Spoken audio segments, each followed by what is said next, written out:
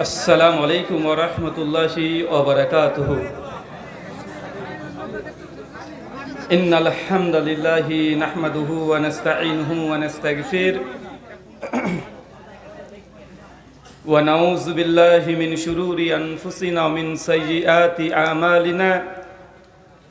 মান ইয়াহদিহিল্লাহু ফালা মুদিল্লা লাহু ওয়া মান ইউদ্লিল ফালা হাদিয়া লাহু।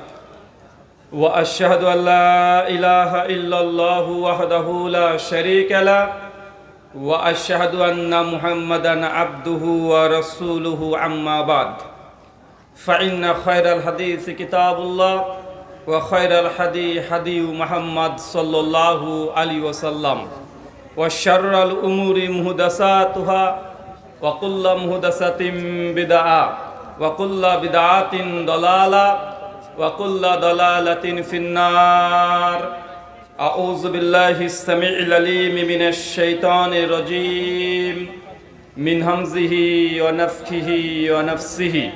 يا أيها الناس اتقوا ربكم الذي خلقكم من نفس واحدة وخلق منها زوجها وبث منهما رجالا كثيرا ونساء واتقوا الله الذي تساءلون به والأرحام إن الله كان عليكم رقيبا.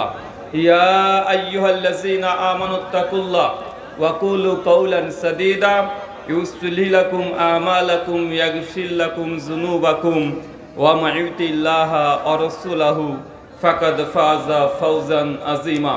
قال رب اشرح لي صدري ويسر لي أمري واحلل عقدة من لساني يفقهوا قولي ربي زدني علما وزدني فهما. সমস্ত প্রশংসা সেই মহান সত্তা আল্লাহ সুবহানাহু ওয়া তাআলার জন্য, যিনি আমাদের সৃষ্টি করেছেন। শুধু সৃষ্টি করেননি, এই পৃথিবীতে সহস্র কোটি মাখলুকাত সৃষ্টি করার পরেও যিনি আমাদের এই মানব জাতিকে সর্বশ্রেষ্ঠ জাতি, সর্বশ্রেষ্ঠ মাখলুকাত এবং সর্বশ্রেষ্ঠ নবী মুহাম্মদ আরবি সাল্লাল্লাহু আলাইহি ওয়াসাল্লামের উম্মত হিসেবে প্রেরণ করেছেন, সেই মহান সত্তা আল্লাহ সুবহানাহু ওয়া তাআলার সংক্ষিপ্ত শুকরে সুজুদ আদায় করি তার নিজেরই শেখানো ভাষা দিয়ে। সকলে এক বাক্যে পড়ি আলহামদুলিল্লাহ। কেশবপুর ফারাজিপাড়া ঈদগাহ ময়দান এর উন্নতি কল্পে এবং পরিচালনায় আজ 11তম বার্ষিকী ইসলামী আলোচনা সভা, তারিখ 3রা নভেম্বর 2025 সোমবার। আজকের এই আলোচনা সভাটিকে সফল করার জন্য যারা সার্বিক দিক দিয়ে সাহায্য এবং সহযোগিতা করেছেন, তাদের প্রত্যেকের নাম স্বতন্ত্রভাবে নিয়ে শুকরিয়া আদায় করা সম্ভব নয়। তারপরেও যারা অর্থ, শ্রম, অক্লান্ত পরিশ্রম, দোয়া এবং পরামর্শ দিয়ে সাহায্য এবং সহযোগিতা করেছেন, আল্লাহ সুবহানাহু ওয়া তাআলা তুমি তাদের প্রত্যেকের নেক নিয়াত এবং নেক আমলগুলোকে কবুল করে নাও। সকলে পড়ি আমিন।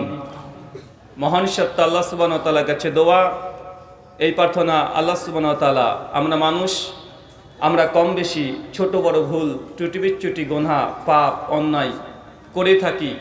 আজকের এই আলোচনা সভার ওসিলায় আমাদের পেছনের ছোট ছোট গুনাহগুলোকে তুমি ক্ষমা করে দাও। সকলে পড়ি আমিন। সম্মানিত সুধী, বাদ মাগরিব থেকেই বিভিন্ন আলোচক তারা পবিত্র কোরআনুল কারীম এবং হাদিসে মুবারাকা থেকে অনেক গুরুত্বপূর্ণ আলোচনা আপনাদের সামনে পেশ করেছেন। আজকের এই আলোচনা সভার মধ্যম লগ্নে আপনাদের সামনে উপস্থিত হয়েছি একটি নির্দিষ্ট বিষয়ের উপরে কোরআনুল কারীম এবং হাদিসে মুবারাকা থেকে আলোচনা করার উদ্দেশ্যে। আজকে যে বিষয়ে গুরুত্বপূর্ণ আলোচনা হবে, আলোচ্য বিষয় ধর্মের নামে অধর্ম। কি বললাম বলেন তো? ধর্মের নামে অধর্ম বোঝেন? মানে মানুষ মনে করছে এটা ধর্ম, অথচ সেটা ধর্ম নয়। মানুষ মনে করছে এটা ইসলাম, অথচ ইসলামের সঙ্গে এর বিন্দু মাত্র কোনো সম্পর্ক নেই। মানুষ মনে করছে এটা হিন্দুইজম, এটা হিন্দু ধর্ম, অথচ এটা হিন্দু ধর্মগ্রন্থের সঙ্গে একটা সামান্য অনুপরিমাণেও কোনো সম্পর্ক নেই। মানুষ মনে করছে এটা খ্রিস্ট ধর্ম, খ্রিস্টান ধর্মের সঙ্গে এর সামান্যতম দূরতম কোনো সম্পর্ক নেই। এটাকে আমি বোঝার চেষ্টা করছি, ধর্মের নামে অধর্ম। কথা বুঝতে পারছেন? আচ্ছা, আমার কথা কে কে শুনতে পাচ্ছেন না? একটু হাত তোলেন তো।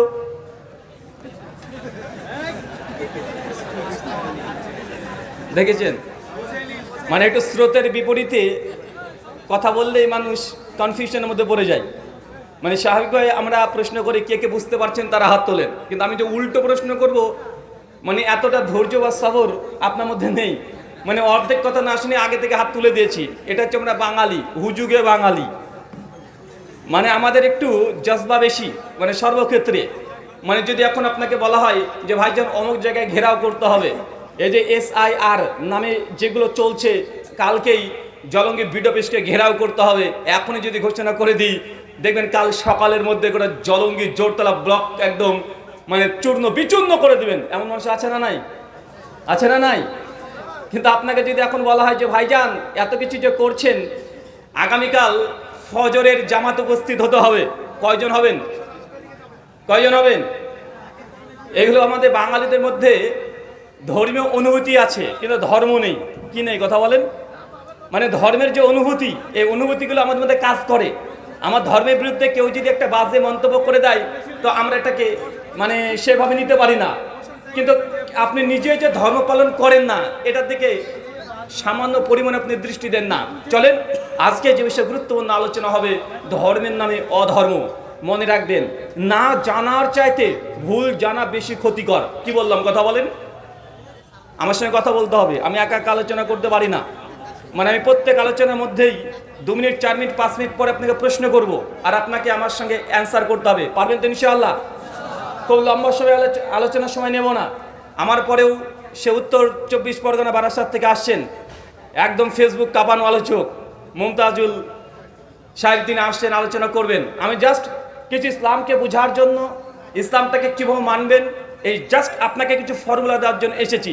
আমি না গান বলবো, না গজল বলবো, না কোনো কবিতা বলবো। এই যে কাটা কাটা কথাগুলো দেখছেন, এইগুলোই আমার আলোচনা। অনেকে মনে করে এক জায়গায় আলোচনা করতে গেছি, আর স্বাভাবিকভাবেই যেখানে যাই আমাদেরকে প্রধান করে রেখে দেয়। যদিও এগুলো গুরুত্ব রাখি না, প্রধান করলেন বা MLA করলেন বা MP, মানে এই লিফলেটের ব্যাপারে বলছি। তো মানুষ মনে করছে প্রধান বক্তা, বাপরে বাপ, অনেক নাম শুনেছি, কি না কি হবে। তো আলোচনা শুরু হয়ে গেছে, 20 মিনিট 40 মিনিট হয়ে যায়, মানুষ বলছে কি আবার বক্তব্য শুরু হচ্ছে না কেন। মানে মানুষের মধ্যে একটা ধারণা হয়ে গেছে বক্তব্য মানে মাগো, মানে টান দিয়ে একদম বহরমপুর। এমন আছে না নাই? মানে আমি 1 ঘন্টা আলোচনা হয়ে গেছে, তারপরে হচ্ছে বক্তব্য শুরু করে না কেন, কখন আলোচনা শুরু করবে? আরে ঘন্টা তো পার হয়ে গেল, আলোচনা কেন শুরু হয় না? মানে ওদের ধারণা যতক্ষণ না একদম সুর দিয়ে টান মারো, এটা বক্তব্য নয়। কাটা কাটা কথাগুলোকে মানুষ মনে করে এগুলো এমনি আলোচনা হচ্ছে, ওয়াজ এখনো শুরু হয় নাই। আপনাকে যে কথা বলেছি, আবার কথাটা মনে রাখেন, গোটা আলোচনার এটা হচ্ছে সার নির্যাস ফল কথা। মানে প্রথমেই আপনাকে উপসংহার দিয়ে দিলাম, না জানার চাইতে ভুল জানা বেশি ক্ষতিকর। কি বললাম বলেন? আরো জোরে বলেন। না জানার চাইতে ভুল জানা বেশি ক্ষতিকর। একজন মানুষ কিছু জানেই না, এ যতটা না ক্ষতিকর, কিন্তু যে জানে তবে ভুল জানে, এ বেশি ক্ষতিকর। চলেন একটা উদাহরণ দিই, আপনি বুঝতে পারবেন। ধরেন আপনাদের এলাকাতে অনেক মানুষ আছে, দেখবেন, কাউকে অপমান করার জন্য বলছি না, 60-70 বছরের অনেকজন মুসল্লি আছে, অনেক মুসাল্লি আছে 60-70 বছর হয়ে গেছে, চাচার বয়স, চাচা দীর্ঘদিন ধরে প্রায় নামাজ পড়ছে, 40 বছর যাবৎ সে নামাজ পড়ছে, সালাত আদায় করছে মসজিদে, জামাত মিস করে না, ফজরের জামাতে উপস্থিত হয়। কিন্তু চাচা কোরআন মাজিদকে বিশুদ্ধভাবে তাসবিদের সঙ্গে পড়তে পারে না। এমন আছে না নাই? আছে তো নাকি? আবার অনেকেই আছে সে আরবি ভাষা জানে না, কিন্তু কি করেছে, বাংলা উচ্চারণ দেখে দেখে দেখে দেখে কোরআন মাজিদটাকে মুখস্থ করেছে। হতো সূরাতুল ফাতিহা, সূরা ইখলাস, সূরা নাস, সূরা ফালাক। এমন মানুষ আছে না নাই? আছে না ভাইজান? যে বাংলা উচ্চারণ দেখে দেখে আমরা কোরআন মাজিদে কিছু অংশ মুখস্থ করেছি, সূরাতুল ফাতিহা মুখস্থ করে 40 বছর নামাজ পড়ছে, তার তাসবিহ ঠিক নেই, তার মাখরাজের উল্টাপাল্টা হয়ে যায়, এমন অনেক মানুষ আছে। এখন এই ব্যক্তিকে যদি বয়স 60 হয়ে গেছে, 40 বছর ধরে নামাজ পড়ছে, সৌদি আরবের প্রধান যিনি এখন ইমাম শেখ সুদাইস হাফেজাহুল্লাহ, তাকে যদি আমরা ভাড়া করে নিয়ে চলে আসি আপনাদের এই গ্রামে, আর যদি বলি এই 60 বছরের বুড়ো চাচা যারা আছে 40 বছর ধরে নামাজ পড়ছে, এদেরকে সূরাতুল ফাতিহা সঠিক তাসবিদের সঙ্গে মাখরাজ সহকারে একটু পড়াটা শিখিয়ে দেন, পারবে? কথা বলেন, ক্ষমতা আছে? শেখ সুদাইস 10-12 দিন ট্রাই করার পরেই, 15 দিন ট্রাই করার পরে বলবে বাবা আমার দ্বারা এটা সম্ভব নয়, মানে ও মরে যেতে রাজি হবে, তবে চাচাকেও বিশুদ্ধভাবে সূরাতুল ফাতিহা শেখাতে পারবে না। কেন? কারণ চাচা জানে, তবে ভুল জানে। কারণ যে জানে ভুল জানে তাকে শেখানো অনেকটা। প্রথমে যে উচ্চারণ শিখেছেন এটাকে আগে জিহ্বা থেকে ডিলিট করতে হবে, ব্রেন থেকে ডিলিট করতে হবে। এই যে ব্রেন এবং এই জিহ্বা দুটো যে আপনাকে ট্রান্সফার করছে, আগে থেকে ডিলিট করতে হবে, তারপরে নতুন কি উচ্চারণ হবে এটা দিতে হয়। তাই যে মানুষ শিখে নিয়েছে আগে, পরে নতুন করে শিখতে চাইলে সে সহজে শিখতে পারে। কথা বলেন না। কিন্তু একজন 6 বছরের বাচ্চা শিশু, ওই চাচারি যদি মেয়ের ছেলে মানে তার নাতি, তাকে যদি মাদ্রাসাতে ভর্তি করে দেন, একজন হুজুর দিয়ে দেন, আর যদি বলেন যে হুজুর আমার এই নাতি বয়স মাত্র 6 বছর, তাকে একটু সূরাতুল ফাতিহা মুখস্থ শিখিয়ে দেন, এখন বলেন তো ওই ছোট্ট শিশুকে 2 দিনের মধ্যে কমপ্লিট সূরাতুল ফাতিহা বিশুদ্ধ শেখাতে পারবে কি পারবে না? ভুল শিখবে না ঠিক শিখবে? ও কিন্তু ঠিকই শিখবে। কেন বলেন তো? কেন কিছুই জানে না, যেটা শিখছে ওটা নতুন শিখছে। আর যে জানে তবে ভুল জানে, তার জন্য ডবল কাজ করতে হয়। প্রথম কাজ কি?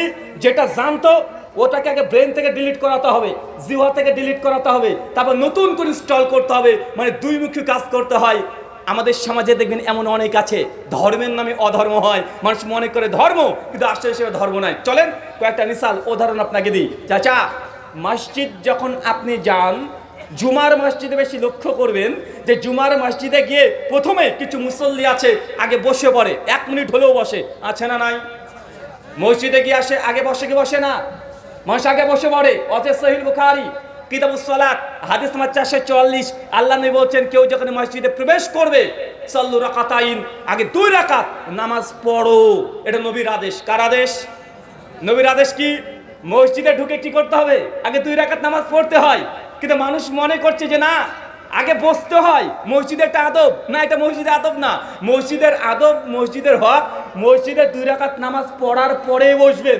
সমাজের মধ্যে আছে যে না, আগে বসতে হবে, 2 সেকেন্ড 4 সেকেন্ড হলেও, তারপর উঠে দাঁড়িয়ে নামাজ পড়তে হবে। দেখা যায় কি যায় না? মানুষ গুরুত্ব বোঝে না।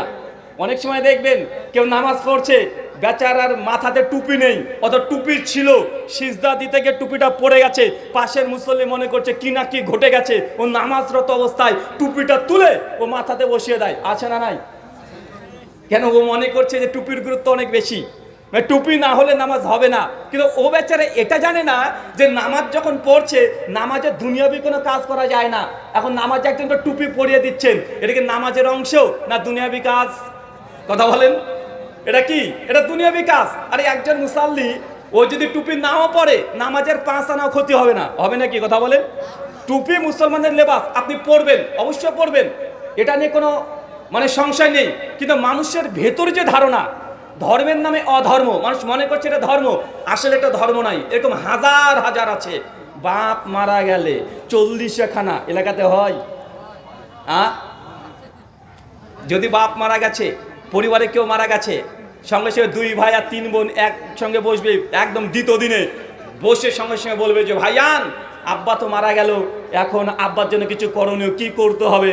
কি করব? আবার বাপের জমি আছে, জমিটা বিক্রি করে 2টো বড় বড় গরু কিনেছে আর 2টা ছাগল কিনেছে, দিয়ে একদম লম্বা করে 2000 মানুষকে দাওয়াত দিয়ে খানা খাওয়াবে, এমন আছে না নাই? আর আমাদের মতো কিছু হুজুররা আছে, হুজুররা অনেক খুশি হয়। মানুষ মারা গেলে 2 কোয়ালিটির মানুষ বেশি খুশি হয়, একটা হুজুর, একটা ঠাকুর। বুঝলেন না মনে হয়? মুসলমানদের হুজুররা অনেক বেশি খুশি হয়। আর হিন্দুদের যদি কোনো হিন্দু দাদারা মারা যায়, কারা খুশি হয়? হিন্দু পণ্ডিতরা। কারণ ও বুঝতে পারছে এখন কেউ মারা গেছে মানে একাদশী পালন করতে হবে, যজ্ঞ করতে হবে, এটা করতে হবে, ওটা করতে হবে। আর পাশ থেকে না পিতে আবার খুব হাসাহাসি করে। কেন? ভাবছে তুই মারা গেছিস, এখন তো 14 গোষ্ঠীকে টাকলা করে দেবো, আছে না নাই? কথা বলেন। মানে একজন মারা গেছে 14 গোষ্ঠীগণ টাকলা করবে, নাপিত খুব খুশি যে প্রতিদিন যেন 2-4টা করে মানুষ মরে যায়, মরলে তার লাভ কেন, ও টাকলা করে 50 করে ইনকাম করবে। আছে না নাই? আর আমাদের মুসলমানদের মধ্যে কিছু সংখ্যক হুজুর আছে, মানুষ মরলে ও মোটামুটি একটু ভেতর থেকে খুশি হয়। কেন? কারণ অর্ডারের পর অর্ডার পাবে। 7 দিনা মিলাদ, 3 দিনা মিলাদ, 40 দিনা মিলাদ, বাৎসরিক মিলাদ। আছে না নাই? আছে না নাই? আচ্ছা বলেন তো চাচা, আমাদের নবী আলাইহিস সালাম যার উপরে কোরআন মাজিদ অবতীর্ণ হয়েছে, যিনি হ্যাঁ বললে শরীয়তে জায়েজ আর না বললে না জায়েজ হয়ে যায়, তার জীবদ্দশাতে তার সমস্ত যে সন্তানগুলো ছিল মারা গিয়েছিল, মেয়ে না ছেলে সন্তান মারা গেছে। নবী আলাইহিস সালাম জিন্দেগিতে জীবনে একদিন তার সন্তানদের জন্য এই 40টা খানা করেছে? কি মনে হয় করেছে? তো আল্লাহ নবী যে শরীয়ত বুঝলেন না, তিনি যে আমল করলেন না, আমাদের সমাজে এটাকে ধর্ম মনে করা হয়। করা হয় কি হয় না? হয় কি হয় না? আচ্ছা আল্লাহ নবী তিনি জীবদ্দশাতে যখন দুনিয়া থেকে বিদায় নিয়ে চলে গেলেন, আল্লাহ সুবহানাহু ওয়া তাআলার কাছে সাক্ষাৎ করতে চলে গেলেন, এই দুনিয়াবী জীবনকে ত্যাগ করে দিয়ে চলে গেলেন, মানে তার মৃত্যু ওয়াফাত ঘটে গেলেন। তারপরে আল্লাহ নবীর জীবদ্দশা মৃত্যুর পরে আমাদের আয়েশা তিনি 48 বছর জীবিত ছিলেন। কত বছর? কত বছর? 48, 48 বছর। তার মানে কমপক্ষে 48 বছর যদি জীবিত থাকে, আল্লাহ নবীর কমপক্ষে 48 বার বাৎসরিক মিলাদ মাহফিল করতে পারতেন কি পারতেন না? পারতেন কি পারতেন না? তো কোরআন বা হাদিস বা সিরাতের কোন গ্রন্থে নবীর জন্য মিলাদ পালন করা হয়েছে অথবা নবী আলাইহিস সালামের জন্য 40 খানা করা হয়েছে, এর কোনো ইতিহাস সহিত দূরের কথা, জাল বলে কোনো কিছু প্রমাণিত নয়। কিন্তু সমাজে এটাকে ধর্ম মনে করে কি করে না? চাচা আমি জানি আপনার রাগ হচ্ছে, কারণ সমাজে প্রথার আমরা উল্টো দিকে কথা বলছি। আপনি মনে করছেন আরে মানুষকে তো খাওয়াচ্ছে, ক্ষতি কি? ভালো কাজই তো, তাই না ভাইজান? আরে মানুষকে খাওয়াচ্ছে, ক্ষতি কি? চাচা আপনার দোকান আছে, এই যে আপনাদের দেবাইনগর পাশে নাকি, পাশে কি বাজার পড়বে? গোপীনাথপুর। গোপীনাথপুর বাজারে আপনার ফলের দোকান আছে। আপনি যে মুসলমান 5 ওয়াক্ত নামাজ পড়েন, কারো অনুভূতিতে আঘাত দেওয়ার জন্য বলছি না, জাস্ট ইসলামিক থিওলজিটাকে পরিষ্কার করার জন্য বোঝাচ্ছি।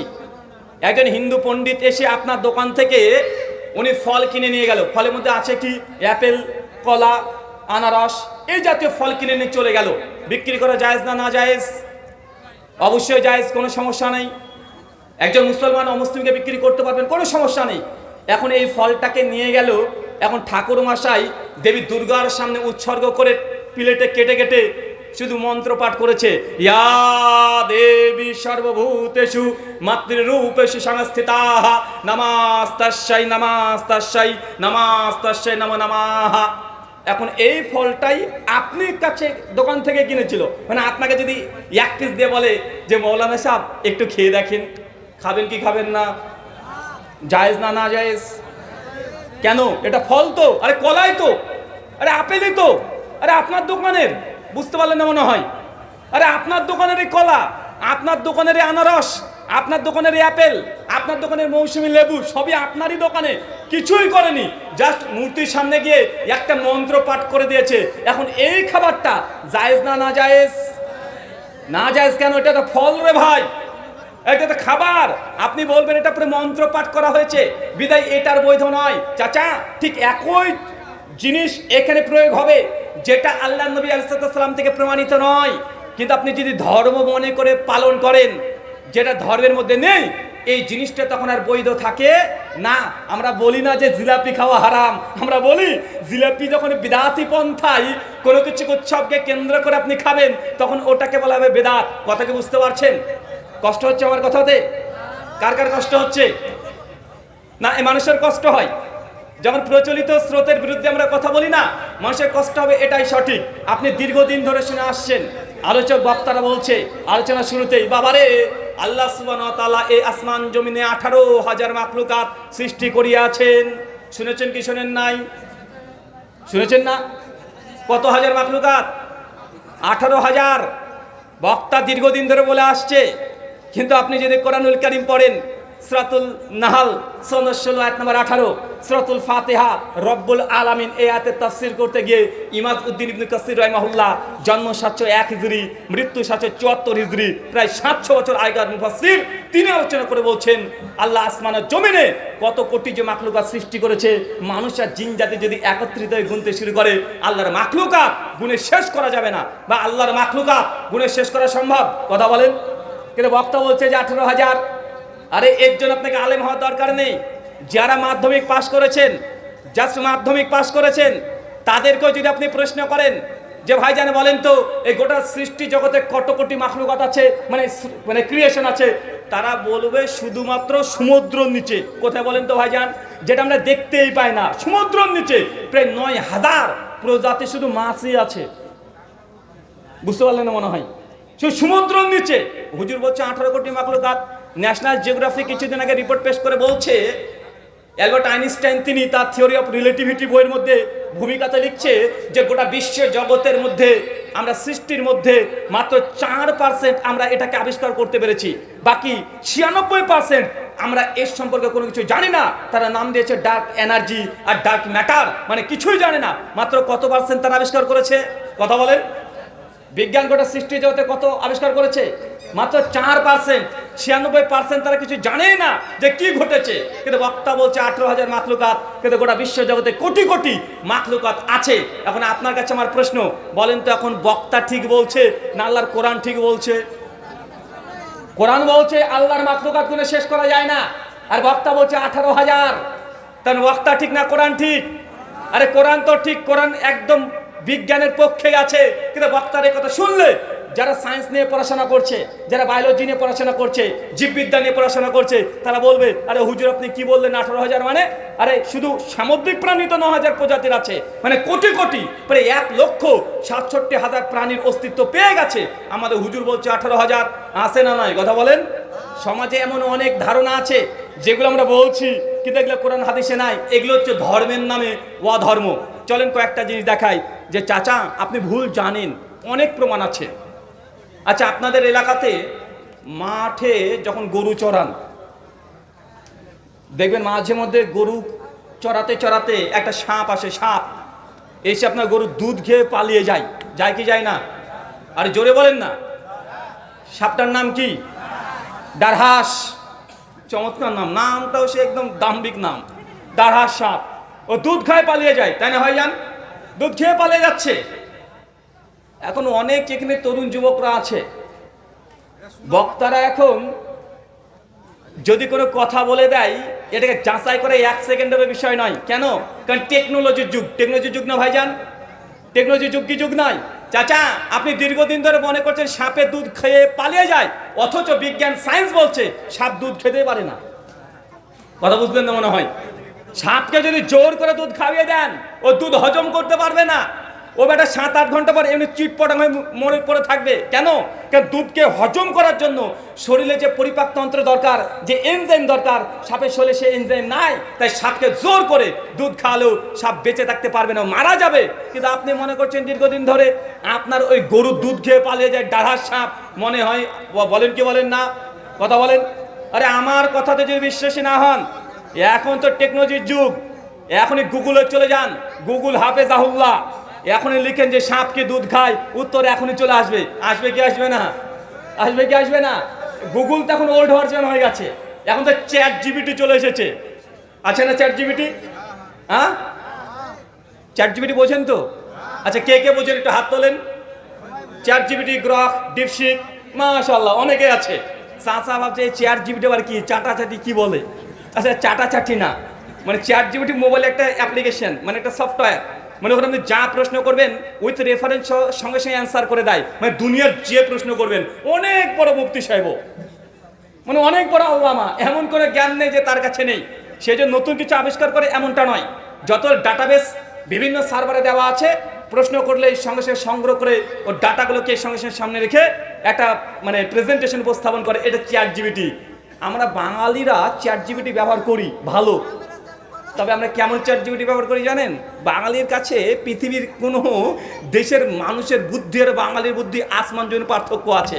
কিছুদিন আগে সোশ্যাল মিডিয়ায় দেখলাম ভাইরাল একটা ঘটনা, চ্যাট জিপিটি যদি সব কিছু জানে, বাংলাদেশের একজন ব্যক্তি, একটা ছেলে হাতে 1 মুঠ চাল নিয়েছে, চ্যাট জিপিটি অন করে বলছে, চ্যাট জিপিটি তুই নাকি সব জানিস, বলতো আমার হাতে কতগুলো চাল আছে গুনে গুনে বল। চিন্তা করেছেন? মানে বাঙালি ওকে পরাস্ত করবেই। আমরা বাঙালি, এটা আমাদের গর্বে, মানে গর্ব আমরা যে আমাদের বাঙালিরা, আমাদের কাছে কেউ পারবে না চ্যাট জিপিটিকে শেষ পর্যন্ত মানে উত্তর দিতে পারে না। আরে ও বলবে কিভাবে, গুনবে কিভাবে? আরেকজন করেছে কি, গাছের কাছে ধরেছে, আম গাছে, চ্যাট জিপিটি অন করে বলছে, এই তুই নাকি সব জানিস, বলতো এই গাছে কটা পাতা আছে দেখে দেখে বল। এই যে বাঙালি।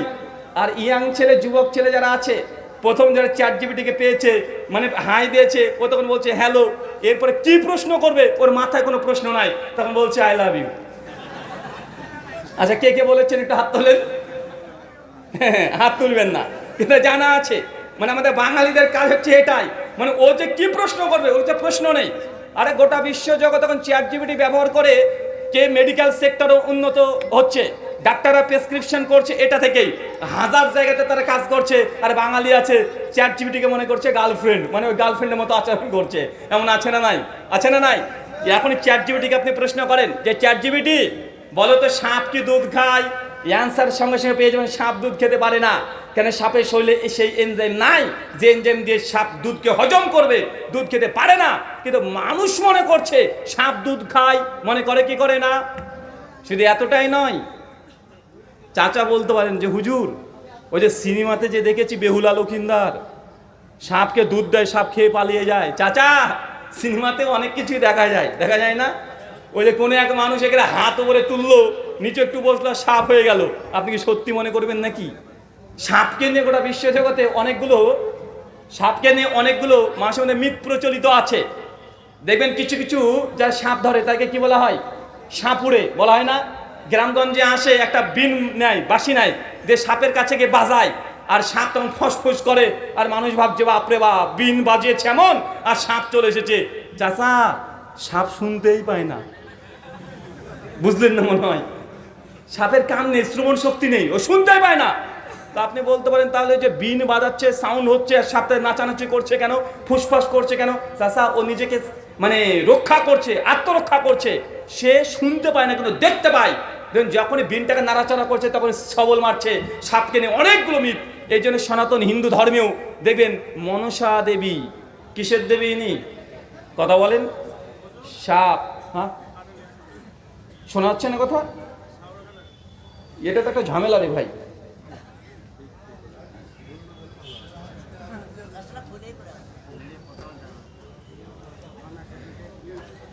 দেখবেন হিন্দু সনাতন ধর্মে সাপকে নিয়ে অনেকগুলো মিথ আছে না? শিব, ভগবান শিব মহাদেব, তার গলাতে সাপ আছে না নাই? মনসা দেবী, তার কাছে সাপ আছে না নাই? আর গ্রামগঞ্জের মানুষ এটাও বিশ্বাস করে, বাড়িতে যদি 2-3 দিন যদি সাপ দেখে, সঙ্গে সঙ্গে মনসা পুজোও দেয়। আছে না নাই? আছে না নাই? সেই মুসলিমের হাদিস 3105 নম্বর হাদিস, আল্লাহ নবী বলছেন, কেউ যদি বাড়িতে সাপ দেখে, প্রথম দিন যখনই দেখা হবে সঙ্গে সঙ্গে তাকে বলতে হবে, এই সাপ, তুই যদি সত্যি সাপ হোস তাই তোকে আমি হত্যা করবো, আর যদি জিন হোস তাই বাড়ি থেকে চলে যা। এটা আপনাকে বলতে হবে। কথা বুঝতে পারলেন?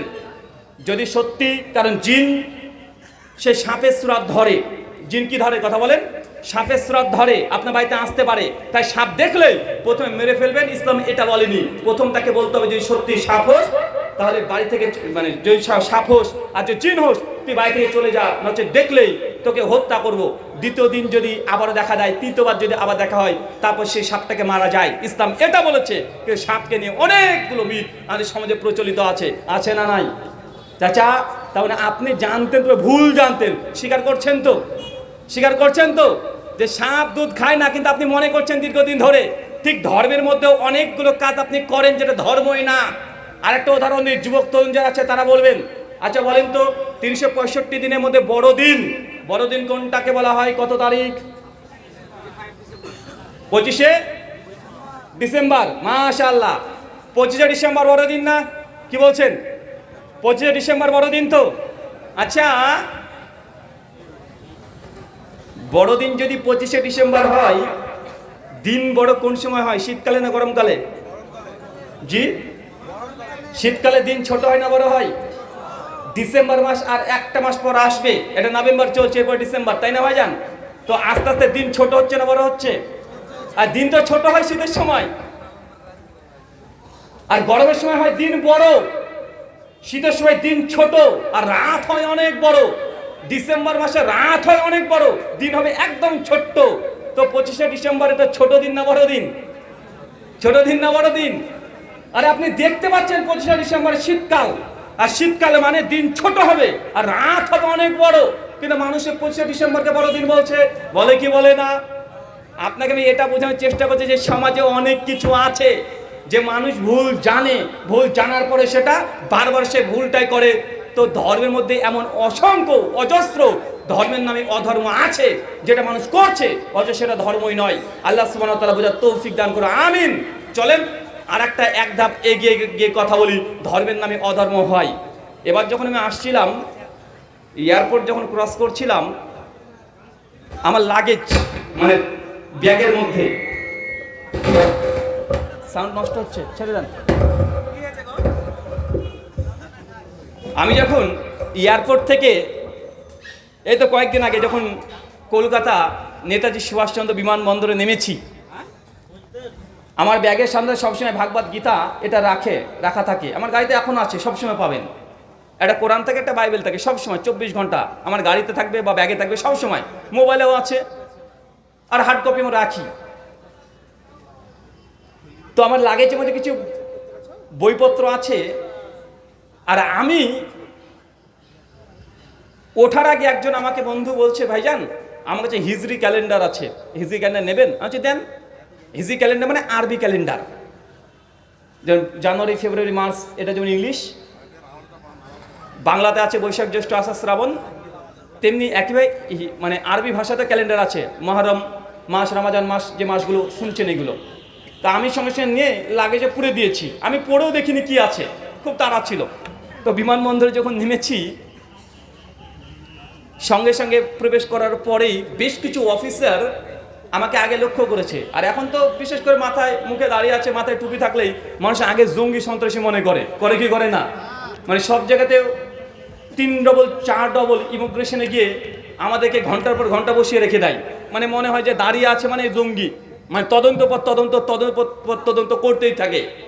তা আমার লাগেজটা নিয়ে সঙ্গে সঙ্গে তিনি আমাকে বলছেন, আপনি সাইডে আসুন। আমি চলে গেলাম, উনি ব্যাগটা খুলতে বললেন, আমি নিজে ব্যাগ খুলে দিলাম, জামা কাপড় বের করে দিয়েছি। তো ক্যালেন্ডার আছে, বলছে এ ক্যা হ্যাঁ? ক্যালেন্ডার বের করে দিয়েছি। বলছে ক্যালেন্ডার? জি। দেখার পরে উনি বলছেন যে এখানে কি লেখা আছে? আমি তখন ভাবিও নি, আমি ওটা দেখেও নি যে কি লেখা আছে। ক্যালেন্ডার দিয়েছে, রেখে দিয়েছি, আর বাংলাতে লেখা আছে, আর উনি আছেন হিন্দি ভাষী, বাংলা তিনি পড়তেও পারেন না। সঙ্গে সঙ্গে মোবাইলটাতে ছবি তুলে গুগল ট্রান্সলেট থেকে তিনি পড়ছেন। আমি তার মধ্যে এবার তাকিয়ে দেখে নিয়েছি যে কি লেখা আছে, দেখি তো একটু। প্রথমে দেখছি সূরা তওবার 5 নম্বর আয়াত। আমি যে এগিয়েছি, আবার শেষ, মানে ইন্ডিয়াতে ভাইরাল আয়াত যে মুশরিকদেরকে যেখানে পাও হত্যা করো। কথা বুঝতে পারবেন না ভাইজান? কারণ এই আয়াতটা প্রাসঙ্গিক, কারণ ওখানে কোরআনের যে আয়াত যে হারাম মাস অতিবাহিত হওয়ার পরে মুশরিককে যেখানে পাবে হত্যা করবে, আর এটা তো ইন্ডিয়ায় ভাইরাল আয়াত, আর উনি যেহেতু হিন্দি ভাষী, এটা তার কাছে আরো বেশি ভাইরাল। আমি মানে পড়ে আমি হতো, এই কি বৃষ্টি রে ভাই সঙ্গে। উনি তখন পড়ার পরে আমাকে বলছে যে মুশরিক কौन है আর কাফের कौन होता है। আমি তখন বলছি যদি সোজা সাপটা উত্তর দিই তাহলে আমাকে আর এখান থেকে বের হতে হবে না। আমি তখন টুক করে গীতাটাকে বের করেছি, ভাগবত গীতা। আমি গীতাটাকে বের করে বলছি, স্যার এ Shrimad Bhagavad Gita chapter 7 verse number 14 and 15। ঠিক আছে, আপনারা চিল্লাবেন না, সাইলেন্স। ত্রুটি, আপনারা চুপচাপ থাকবেন, কেউ কথা বলবেন না। যান্ত্রিক ত্রুটি হতে পারে, সমাধান করার চেষ্টা করা হচ্ছে। ও আচ্ছা আচ্ছা। তো আমি সঙ্গে সঙ্গে বলছি যে কারণ এটা ভাইরাল টপিক, মানে যে কোনো জায়গাতে মুসলমানকে দেখলে কি বলে, এ কাফের कौन होता है। কাফের কে? মুসলমান আমরা বলি কাফের, যে আল্লাহকে বিশ্বাস করে সে কাফের। তো আসলে কি যে আল্লাহকে বিশ্বাস করে সে কাফের? সে তো কাফের না। যে আল্লাহকে বিশ্বাস করে সে তো নাস্তিক। কি কথা বলেন? সে কি? সে অ্যাথিস্ট, নাস্তিক হতে পারে, অ্যাগনস্টিক অথবা নাস্তিক বা অ্যাথিস্ট, এগুলো হতে পারে। তো সে তো কাফের না।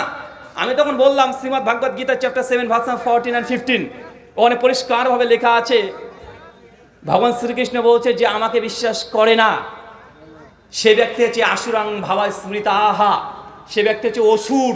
কি বলেন তো ভাইজান, কথা বলেন। যে ভগবান শ্রীকৃষ্ণকে স্রষ্টা গড বিশ্বাস করে না, সে ব্যক্তিকে শ্রীকৃষ্ণ বলছেন আশুরাং ভাবা স্মৃতাহা নামাং দুষ্কৃতিনাং মূঢ়াহা প্রাপাধ্যান্তে নারাধমাহা মায়া প্রভুদ্গনাহা আশুরাং ভাবা স্মৃতাহা। যে ব্যক্তি ভগবান শ্রীকৃষ্ণ আমাকে বিশ্বাস করে না, এই ব্যক্তি হচ্ছে নারাধমাহা, মানুষের মধ্যে সবচেয়ে নিকৃষ্ট। আশুরাং ভাবা স্মৃতাহা, এই ব্যক্তি হচ্ছে অসুর স্বভাবের, এই ব্যক্তিকে নরকে নিক্ষেপ করবে কে? ভগবান শ্রীকৃষ্ণ। আমি বলছি যে স্যার, এই যে কাফের যে শব্দ, এর যদি সংস্কৃত করা হয় তাহলে হবে হচ্ছে অসুর। উনি তখন আমার দিকে তাকায় বারবার, আর আমি যখন গীতা বের করেছি উনি অবাক যে মৌলভী সাহেব এর কাছে আর গীতা। আর তারপর যখন গীতার শ্লোক যখন তার সামনে পাঠ করছি, আর উনি জানছেন যখন বলবে কাফের কন হতা হয়, আমি বলে দেবো যে আল্লাহকে বিশ্বাস করে না। আর যেহেতু কোরআন বলছে যে কাফেরকে দেখো হত্যা করো, সমস্যা বলে দিবে তাহলে কি আমাকে হত্যা করতে হবে? আপনার কোরআন বলছে। তো আমি একটু ঘুরিয়ে উত্তর দিয়েছি, উনি একটু মানে হয়ে দাঁড়িয়ে গেলেন, পড়তে শুরু করলেন। আমি তখন বলছি যে স্যার দেখেন, এগুলো হচ্ছে ইসলামকে বিকৃত করার জন্য মিডিয়ার একটা কলা কৌশল। পবিত্র কোরআনের কিছু আয়াতকে তারা সামনে রেখে বোঝানোর চেষ্টা করে যে ইসলাম এটা একটা জঙ্গিবাদের ধর্ম, অথচ কোরআন মাজিদের সূরা তওবার 5, 6, 7 পর আয়াতগুলো পড়লে আপনি অ্যান্সার নিজেই পেয়ে যাবেন যে আল্লাহ কাদেরকে হত্যা করতে বলছে আর কাদের সঙ্গে বন্ধুত্ব স্থাপন করতে বলা হচ্ছে। ভগবান শ্রীকৃষ্ণ তিনিও গীতার মধ্যে বারবার তিনি অর্জুনকে বলেছেন যুদ্ধ করো, যুদ্ধ করো। অর্জুন বলছেন যুদ্ধ করবো না আমার ভাই। শ্রীকৃষ্ণ তারপরে বলছে যুদ্ধ করো। তার মানে কি শ্রীকৃষ্ণকে ক্রিমিনাল বলবেন? তিনি কি মানুষের ব্রেন নষ্ট করছে? না, সত্যের সঙ্গে মিথ্যার লড়াই সব জায়গায় হয়, কিন্তু কোরআন মাজিদ একটা আয়াতকে সামনে রেখে তারা উল্টাপাল্টা পেশ করছে। তো ভাই আমাদের সমাজেও এমন মানুষ আছে না নাই? কথা বলেন, আছে না নাই? আরে সমাজের মধ্যে দেখবেন মানুষের সঙ্গে ঝামেলা। একজন ব্যক্তি এসেছে বলছে এখানে আহলে হাদিসদের প্রোগ্রাম, এরা নবীজিকে নূরের তৈরি মানে না, এর নবীজিকে মাটির তৈরি বলে, এরা লামাজাবি, এরা গায়ের মুকাল্লিদ, এরা ইংরেজের দালাল। এই ফতোয়া ফরাজ দেয় কি দেয় না? দেয় কি দেয় না? ফতোয়া দেয় না? তো একদিন আমি আলোচনা করছি, তাদের মধ্যে কেউ এসেছে, আলোচনা শুনেছে, শুনে আমি বলেছি যে আমার আলোচনার মধ্যে কোনো ত্রুটি বিচ্যুটি হলে আপনি প্রশ্ন করবেন, আর আমার আলোচনার শেষে একটা প্রশ্ন উত্তর আমি রাখি, কেন আমার মধ্যে ভুল হতে পারে কি পারে না? বলেন, আমার দ্বারা ভুল হতে পারে কি পারে না? আরে আমার দ্বারা ভুল হবেই, হতে পারে না, হবেই। সুনান তিরমিজি হাদিস না 2499 সনদ হাসান, আল্লাহ নবী বলছেন কুল্লু বানি আদম খাত্তাউন, প্রত্যেক আদম সন্তান ভুলকারী। আমার ভুল হবে, নিশ্চিত হবে। যদি মনে করেন যে রুহুল ভাইয়ের ভুল হবে না, তা আপনি আমাকে ফেরেশতা মনে করছেন নাকি? আর আমি তো আদম সন্তান, আর আমার দ্বারা ত্রুটি বিচ্যুটি হবে, আর সেটা আপনারা ধরিয়ে দেবেন। আমার কোনো ত্রুটি বিচ্যুটি হলে ধরানোর জন্য সুযোগ দিই। এটা হচ্ছে প্রশ্নোত্তর পর্ব। তো প্রশ্নোত্তর পর্বে ওই ভাই উঠেছে, উঠে তখন বলছে যে ভাই আমার প্রশ্ন নবীজি নূরের তৈরি না মাটির তৈরি? আমি আর কোনো কিছু পেলেন না প্রশ্ন, বলছে নবীজি নূরের তৈরি না মাটির তৈরি? আমি তখন একটু কৌশল করে বললাম যে ভাইজান আমার নবী চিনির তৈরি, চিনি। উনি বাঁকা চোখে দেয়, ঠিক করে উত্তর দেন। আচ্ছা রে ভাই, আমার নবী আমার কাছে চিনির চাইতো মিষ্টি, আমার নবী আমার কাছে গোল্ড সোনার চাইতো দামি, হিরে। আমার নবী হচ্ছে হিরের তৈরি, তোমারটা কিসের তৈরি বলতো? উনি তো বলছে আপনি কিন্তু ঠিকভাবে উত্তর দিচ্ছেন না, মানে উনি চাচ্ছেন আমি মাটির তৈরি বলবো আর একটা ঝামেলা পাকাবে। কথা কি বুঝতে পারলেন? মানে মানুষের সমস্যা হচ্ছে এটা, মানে নবীজি নূর না মাটি এটা নিয়ে মারামারি করছে, আছে না নাই? কথা বলেন। আচ্ছা ধরেন আপনি বাড়িতে নেই, আপনি বাইরে গেছেন 2-3 দিনের জন্য, থানা থেকে একজন পুলিশ অফিসার আপনার বাড়িতে এসেছে, বাড়ির গেটটাকে নক করেছে, আপনার স্ত্রী গেটটাকে খুলে দিয়েছে। খুলে দেওয়ার পরে পুলিশকে আপনার স্ত্রী দেখেছে, আর পুলিশকে দেখে স্ত্রী বলছে স্যার কি ব্যাপার? আর পুলিশ বাবু তিনি বলছেন যে আপনার হাজবেন্ড কোথায়, স্বামী কোথায়? স্ত্রী বলছে উনি তো বাইরে গিয়েছেন। পুলিশ অফিসার বলছেন আপনার স্বামী যদি বাড়িতে আসে থানাতে দেখা করতে বলবেন। চলে গেছে পুলিশ অফিসার, 3 দিন পর আপনি বাড়িতে ফিরছেন। এখন স্ত্রী সমস্যা এসে বলছেন যে থানা থেকে অফিসার এসেছিল, তোমাকে থানাতে দেখা করতে বলেছে। স্ত্রী যদি এই নিউজ, এই খবরটা দেয়, তাহলে আপনি আপনার বউকে কি জিজ্ঞাসা করবেন? এই অফিসারটা এসেছিল কেমন দেখতে গো, ফর্সা না কালো, মোটা না পাতলা, কত ফিট লম্বা, কেমন পোশাক পরে এসেছিল, লোকটা ভালো তো? এইসব প্রশ্ন করবেন? সে কেমন দেখতে এটা প্রশ্ন করবেন, না কেন এসেছিল প্রশ্ন করবেন? কোনটা? আরে পুলিশ অফিসার কেন এসেছে এটা আমাদের দরকার, উনি কত ফিট লম্বা, উনি দেখতে কালো না সাদা এটা দেখা দরকার নেই। আরে মোহাম্মদ সাল্লাল্লাহু আলাইহি ওয়াসাল্লাম কিসের তৈরি এটা গুরুত্বপূর্ণ নয়, মোহাম্মদ সাল্লাল্লাহু আলাইহি ওয়াসাল্লাম কেন এসেছে, কি বার্তা নিয়ে এসেছে এটা জানানো বা জানা এটা আপনার জন্য জরুরি। কথা বুঝতে পারলেন না মনে হয়? তিনি কিসের তৈরি এটা নিয়ে মানুষ আজকে মারামারি করছে। আরে ভাই, নবীজি নূরের তৈরি হোক আর মাটির তৈরি হোক আর চিনির তৈরি হোক, এটা দিয়ে আপনার এমন কিছু যায় আসে না। কিন্তু নবী কেন এসেছে, কি বার্তা নিয়ে এসেছে এটাকে আপনি ভুলে যাচ্ছেন। যখন আল্লাহ নবী প্রসঙ্গে আমরা বলছি যে নবী বলছেন, সেই মুসলিমের 195 নম্বর হাদিস, কেউ যদি টাকনা নিচে জামা কাপড় প্যান্ট ঝোলায় মাকাদা মিনান নার, তা থাকার জায়গা জাহান্নাম। আরো কাছে একটু সাউন্ডটা ডিস্টার্ব করছে। সেই মুসলিমের হাদিস, কেউ যদি টাকনার নিচে জামা কাপড় প্যান্ট ঝোলায় মাকাদা মিনান নার, তা থাকার জায়গা জাহান্নাম, এটা নবী বলেছে। কিন্তু আমাদের সমাজে যারা আশিকে রাসূল দাবি করে, বলে যে আমরা আশিকে রাসূল, দেখবেন তাদের টাকনার নিচে কাপড় থাকে কি থাকে না, তাদের জামা কাপড় প্যান্ট লুঙ্গি যা আছে একদম রাস্তা ঝাড়ু দিতে দিতে নিয়ে চলে যায়। আরে নবী কিসের তৈরি এটা যতটা গুরুত্বপূর্ণ, নবী কি আদেশ করেছেন, কি নিষেধ করেছেন এটা মেনে নেওয়া তার চাইতে অনেক বেশি গুরুত্বপূর্ণ। কিন্তু মানুষ সেইগুলো মানে না, এদের 350 জর্দা দিয়ে পান চিবাচ্ছে, আজ স্লোগান দিচ্ছে নবীজির আগমন শুভেচ্ছা স্বাগতম। বেটা, আল্লাহ নবী তিনি বলছেন যে তোমরা পেঁয়াজ আর রসুন খেয়ে মসজিদে এসো না। কেন? কারণ এই পেঁয়াজ আর রসুনের দুর্গন্ধে 2 শ্রেণীর ব্যক্তি কষ্ট পায়, 1 মুসলমান মুমিন আর 2 ফেরেশতা। নবী এই জন্য পেঁয়াজ রসুন খেয়ে মসজিদ যেতেই নিষেধ করছে। আর আপনি 350 জর্দা দিয়ে পান মেরে দিয়ে আপনি চলে যাচ্ছেন মসজিদে, আপনি চলেছেন রাস্তাঘাটে, আপনার যে ফেরেশতা থাকবে, মানে মুখে যা দুর্গন্ধ মনে হয় শয়তানকে হিচু করে দিয়েছে। এমন আছে না নাই? কথা বলেন। বড় বড় জুব্বা হাব্বা পরে দাবি করছে আশিকে রাসূল আর ব্যবসার রমরম। এমন দেখা যায় কি যায় না? দেখা যায় কি যায় না? এই যে ধর্মের নামে অধর্ম, যেটা ধর্মে আছে সেগুলো আমরা করি না, কিন্তু যেটা ধর্মে নেই নিজেদের বানানো জিনিসগুলোকে নিয়ে আমরা মনে করছি এটাই ধর্ম। চলেন, এটা তো মুসলমানে বললাম, একটু হিন্দু ধর্ম থেকে ঘুরে আসি। দেখবেন হিন্দু ধর্মে জুন জুলাই মাসে পরপর 3 থেকে 7 দিন কীর্তন হয়, হয় কি হয় না? যেটাকে নামযজ্ঞ বলে, হরিনাম বাসর বলে, অনেক কিছু হয় এগুলো। কি বলে? হরে কৃষ্ণা কৃষ্ণ কৃষ্ণ হরে হরে, হরে রাম রাম রাম হরে হরে। 3 দিন লাগাতার তারা মালা জপ করছে, 16 নাম 32 অক্ষর 24 ঘন্টা চলছে। দেখা যায় কি যায় না? যায় না ভাইজান? বলছে এই কলিযুগে হরিনাম জপ হচ্ছে সর্বশ্রেষ্ঠ তাদের ইবাদত, সবচেয়ে বড় কর্ম হচ্ছে এটাই। অথচ আমার জানা মতে শ্রীমদ্ ভাগবত গীতায় 18খানা অধ্যায় আছে, 700খানা শ্লোক আছে। এই 700খানা মন্ত্রের মধ্যে, শ্লোকের মধ্যে এক জায়গাতেও হরে কৃষ্ণ কৃষ্ণ কৃষ্ণ হরে হরে এই মন্ত্র বা শ্লোকই নাই। অনেকে ভাবতে পারেন তাহলে মনে হয় বেদে আছে। 4 বেদ, ঋক সাম যজু অথর্ববেদ, 4 বেদ, কোনো জায়গাতে এই মন্ত্র নাই। এই মন্ত্র নাই, কিন্তু তারা পালন করছে কি করছে না? এটা আমি দায়িত্ব নিয়ে বলছি। 4 বেদের মধ্যে কোনো জায়গা নাই। ভাগবত গীতাতে এই মন্ত্র পাওয়া যায় না। তাহলে মনে করতে পারেন যে না, তাহলে মনে রামায়ণে আছে। আরে রামায়ণ গোটা পড়ে ফেলেন, রামায়ণের যদি 7টা স্বর্গ পড়ে ফেলেন, তারপরেও রামায়ণে এই মন্ত্র কোথাও পাবেন না, মহাভারতেও নেই। কিন্তু মানুষ এটাকেই বর্তমান ধর্ম মনে করছে কি করছে না? করছে না? মানুষ এটাকে তারাও ধর্ম মনে করছে। হিন্দু দাদারা, মুসলমানরা যেমন আছে দেখবেন তারা মহরম পালন করছে, আছে না নাই? রাস্তাতে তরবারি নিয়ে গিয়ে হাই হোসেন বলছে আর বুক চাপড়াচ্ছে, আছে না নাই? আল্লাহ নবী বলেছেন কোন মানুষ যদি মৃত্যুবরণ করে তাহলে স্বাভাবিকভাবে পুরুষ মানুষ 3 দিন শোক পালন করবে। কয়দিন? মানুষ মারা গেলে কয়দিন শোক পালন? মাত্র 3 ডেজ, 3 দিন। আর স্ত্রীর জন্য 4 মাস 10 দিন তথা ইদ্যত পিরিয়ড পর্যন্ত। এর বাইরে আপনি বেশি দিন শোক পালন করতে পারবেন না। কিন্তু কবে হাসান আর হোসেন রাদিয়াল্লাহু আনহু মৃত্যুবরণ করেছে 1500 বছর পর, আজকে আপনি বুক চাপড়াচ্ছেন, হাই হোসেন বলছেন না, বুককে কাটছেন। ভাই, এটা কি ইসলাম? কথা বলেন, এটা ইসলাম? আরে মুসলমান জানেও না, আরে এটা ইসলাম না। আরে এটা হচ্ছে শিয়াদের তাদের অনুষ্ঠান, তাদের পর্ব। আজকে আমাদের মুসলমান ধর্মের মধ্যে চলে এসেছে। ভাই, এত কথা হচ্ছে কেন? এত কথা বলছেন কেন ভাই? প্রয়োজন হলে লিখিত দিয়ে দেন। মানুষ এটাকে ধর্ম মনে করছে কি করছে না? করছে না ভাইজান? মানুষ এটাকে ধর্ম মনে করছে। আমি তো অবাক হয়ে যাই। আজকে আপনাদের হচ্ছে ঈদগাহা ময়দান উপলক্ষে অনুষ্ঠান, বলেন ঈদের নামাজ কি ফরজ? 5 ওয়াক্ত নামাজ ফরজ না? আমি মনে করি ঈদের দিন যে জামাত করার জন্য বড় মাঠ, এত ইনভেস্ট, এটা করাটাই অনার্থক।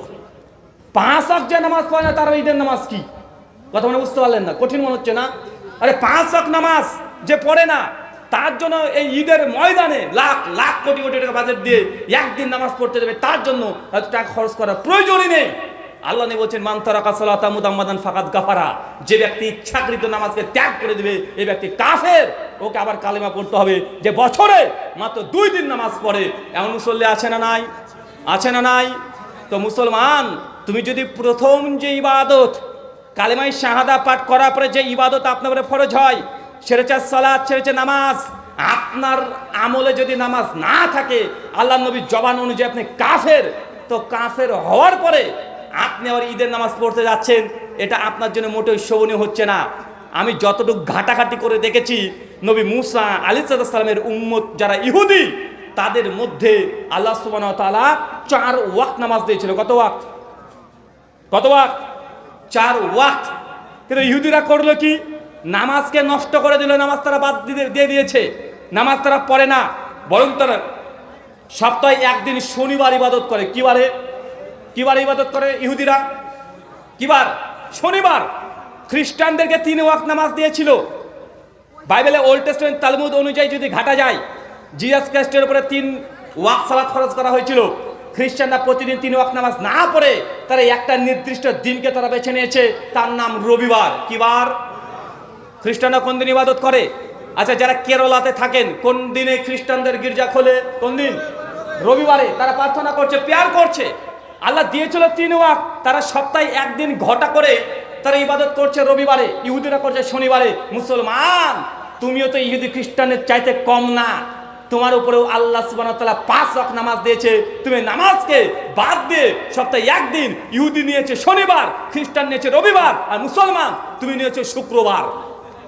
আছে না নাই? আছে না নাই? তো আপনার মধ্যে আর ইহুদি খ্রিস্টানদের পার্থক্য কি? তাদেরকে আল্লাহ 3 ওয়াক্ত আর 4 ওয়াক্ত নামাজ দিয়েছে, তা 3-4 ওয়াক্ত নামাজকে বাদ দিয়ে সপ্তাহে একদিন ইবাদত করে। মুসলমানের বাচ্চা তুমিও ইহুদির মতো সপ্তাহে একদিন জুমার নামাজ পড়ছো, তুমি নিজেকে মুসলমান দাবি করছো। একটা ছোট্ট প্রশ্ন করছি, উত্তর দেন। আচ্ছা, ওযু যখন করেন হাতের এখান থেকে এত দূর ধুইতে হয়, ধুতে হয় কি হয় না? কত দূর? এই জেরা পর্যন্ত, এই কবজি পর্যন্ত ধৌত করতে হয়। কেউ নামাজ পড়ার পূর্বে, অজু করার পূর্বে এই এত দূর ধুয়েছে, এতটুকু ধয়নি, অজু করেছে, নামাজ হবে? কেন? আর ভাই করেছে তো, একটু করে দিতে কি হয়েছে?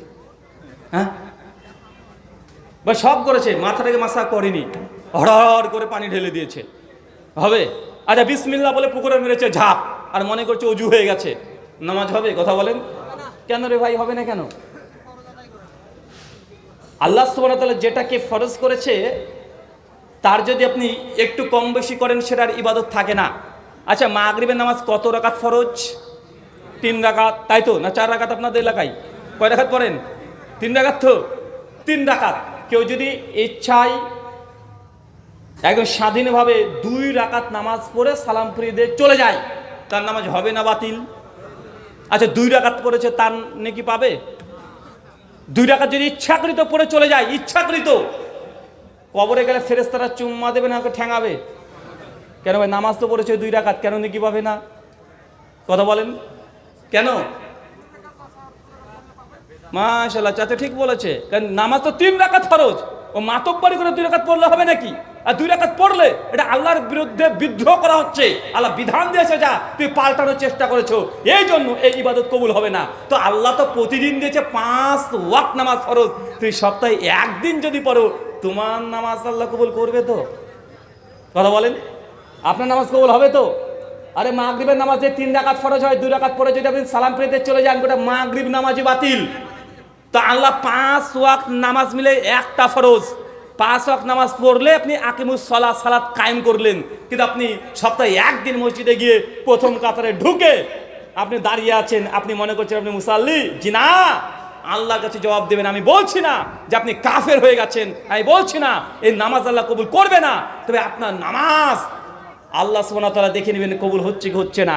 আল্লাহ বলছে ইন্না সালাতা তানহা, নিশ্চয়ই নামাজ, সালাত মানুষকে অশ্লীল মন্দ কাজ থেকে দূরে রাখে। কি কাজ থেকে? কথা বলেন, কি কাজ থেকে? আরো জোরে চলে। আল্লাহ বলছেন নিশ্চয়ই নামাজ মানুষকে অশ্লীল মন্দ কাজ থেকে দূরে রাখে। কি দূরে রাখে চাচা? আরো জোরে বলেন। নামাজের ক্ষমতা পাওয়ার আছে। আপনার নামাজ কবুল হচ্ছে কি হচ্ছে না আপনি অটোমেটিক নিজে বুঝতে পারবেন। যেই দিন থেকে আপনি নামাজ পড়া ধরেছেন সেই দিন থেকে আপনি স্ত্রীকে বলেছেন, শোনো, বন্ধনের যা লোন নিয়েছিলে জিন্দেগিতে আর বন্ধনের অফিসে যাবে না, এগো পকেটের টাকা আছে বন্ধন অফিসে দিয়ে দাও, বন্ধনে আর যাবে না, বন্ধন টাকা আজ থেকেই পরিশোধ করে দাও। মানে নামাজ পড়তে শুরু করেছেন, সুদ থেকে দূরে থাকছেন, তখন মনে করবেন যে হ্যাঁ এই সালাত আল্লাহর দরবারে কবুল হচ্ছে। নামাজ যেই দিন পড়তে শুরু করেছেন যুবক, সেই দিন থেকে ফেসবুকে তোমার গার্লফ্রেন্ড যে আছে তার সঙ্গে ব্রেকআপ করে ফেলেছো, যে না এটা হারাম রিলেশন। আল্লাহ বলেছেন লা তাকরাবুজ জিনা, জেনার ধারে কাছে যেও না, আজ থেকে তোমার সঙ্গে আমার সম্পর্ক ছিন্ন, কারণ তোমার সঙ্গে আমার রিলেশন এটা হারাম। আল্লাহ হারাম সম্পর্ক কবুল করবে না। তোমার সঙ্গে যদি সম্পর্ক হয় বিবাহ করে তোমার সঙ্গে সম্পর্ক হবে, যদি আপনি করতে পারেন বলতে পারেন তবে বুঝে নেবেন আপনার নামাজ কবুল হচ্ছে। কথাকে বুঝতে পারছেন চাচা? নামাজ পড়ছিলেন না কিন্তু আপনি বিড়ি খাচ্ছিলেন, সিগারেট খাচ্ছিলেন, মাঝে মাঝে গাঁজাতে দম মারছিলেন, নামাজ পড়া ধরেছেন 2 দিন 3 দিন 4 দিন 1 সপ্তাহ পার হয়ে গেছে, আর ভেতর থেকে খারাপ লাগছে যে আমি নামাজ পড়ি, বিড়ি খাই, আরে নামাজ পড়ি, আমি এই নেশা করি, এই ভেতরে কেমন যেন খারাপ লাগছে, কেমন একটা খারাপ লাগছে। এই যদি খারাপ লাগতে শুরু করে মনে রাখবেন নামাজ কবুল হতে শুরু হয়ে গেছে। যে নামাজ পড়ার কারণে নামাজের পাওয়ারে আপনার যাবতীয় নেশাজাত দ্রব্য থেকে দূরে থাকতে পারেন, জেনে নেবেন নামাজ কবুল হচ্ছে। নামাজ পড়ছেন, আপনি জেনার সঙ্গে যুক্ত আছেন, নামাজ পড়ছেন, 4-5টা গার্লফ্রেন্ডকে আপনি এখন সঙ্গে রেখে দিয়েছেন, নামাজ পড়ছেন, পরকীয়ায় লিপ্ত আছেন, নামাজ পড়ছেন, বন্ধন লোন থেকে এখনো টাকা নেন, নামাজ পড়ছেন, এখনো মানুষের সঙ্গে অশ্লীল মন্দ খারাপ গালিগালাজ দিয়ে কথা বলেন, এই যেগুলো যদি আপনারা আমলে থাকে, আবার নামাজও পড়ছেন, জেনে নেবেন এই নামাজ আল্লাহর দরবারে পৌঁছাচ্ছে না, মসজিদের ফ্যানে লটর পটর করছে।